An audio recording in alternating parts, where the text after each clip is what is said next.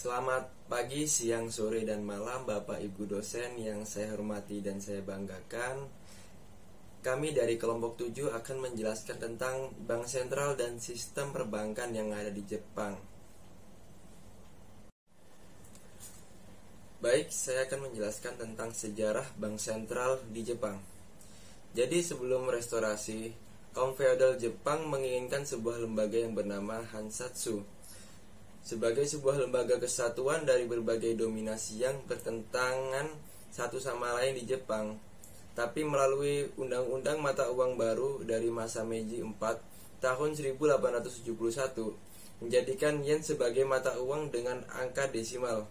Pada tahun 1882 BOJ didirikan untuk mengakhiri dualisme pencetakan uang pada masa itu dan memberikan hal eksklusif pada BOJ untuk mengatur peredaran uang. Bank of Japan mencetak mata uang kertas pertama kali pada masa Meiji 18 tahun 1885.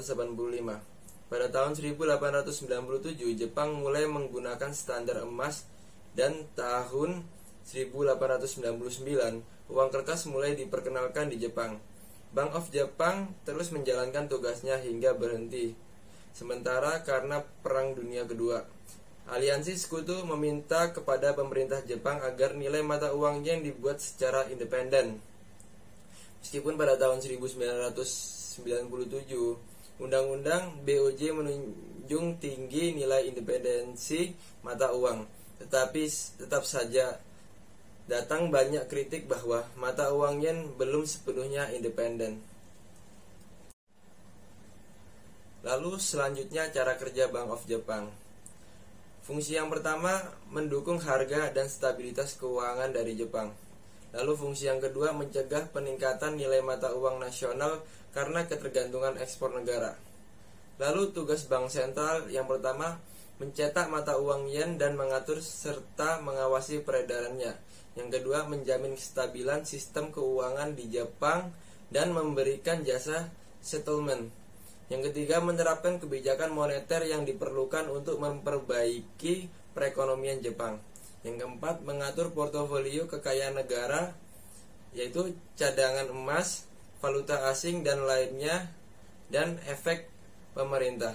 Lalu yang kelima, ikut serta dalam kegiatan internasional. Dan yang terakhir, mengumpulkan berbagai data ekonomi dan mengadakan penelitian serta analisa.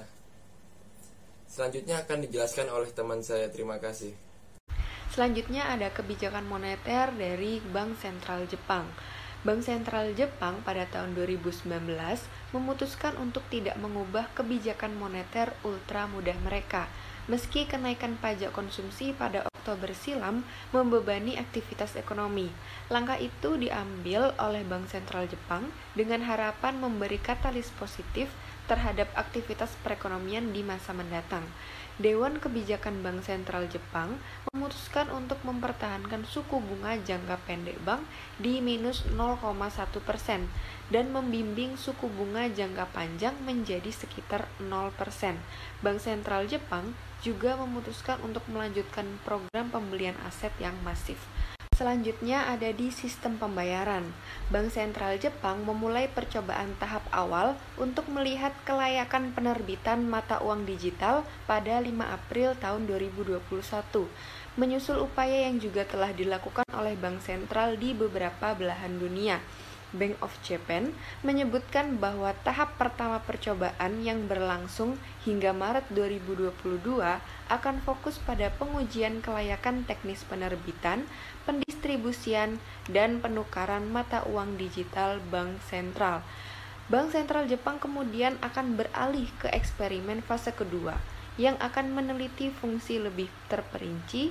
Direktur Eksekutif Bank Sentral Jepang juga mengatakan akan meluncurkan program percontohan yang melibatkan penyedia layanan pembayaran dan pengguna akhir jika diperlukan. Bank Sentral Global sedang mengembangkan mata uang digital untuk memodernisasi sistem keuangan mereka, menangkal ancaman dari cryptocurrency, dan mempercepat pembayaran domestik dan internasional.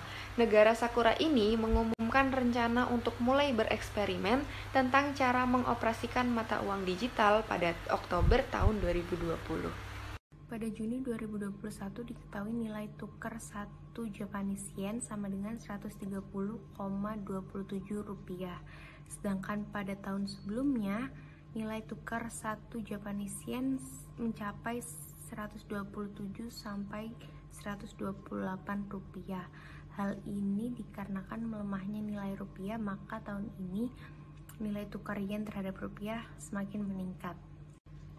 Selanjutnya, pada grafik deflasi dapat diketahui pada tahun 2015 tingkat inflasi meningkat sebesar di atas 3%. Sedangkan pada tahun 2020 deflasi turun sebesar minus 0,1%. Selanjutnya untuk inflasi dan deflasi, Jepang mengalami deflasi terdalam sejak 10 tahun terakhir pada November 2020 dikarenakan pandemi COVID-19.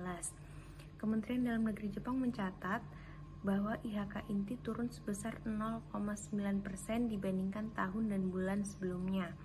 Hal ini dikarenakan oleh turunnya biaya energi selama masa pandemi. Selanjutnya, pada Oktober 2021, IHK kembali turun hingga mencapai angka minus 0,7%. Sekian dari kami kelompok 7. Apabila ada salah kata mohon dimaafkan dan kurang lebihnya mohon maaf. Stay healthy and stay safe. Thank you.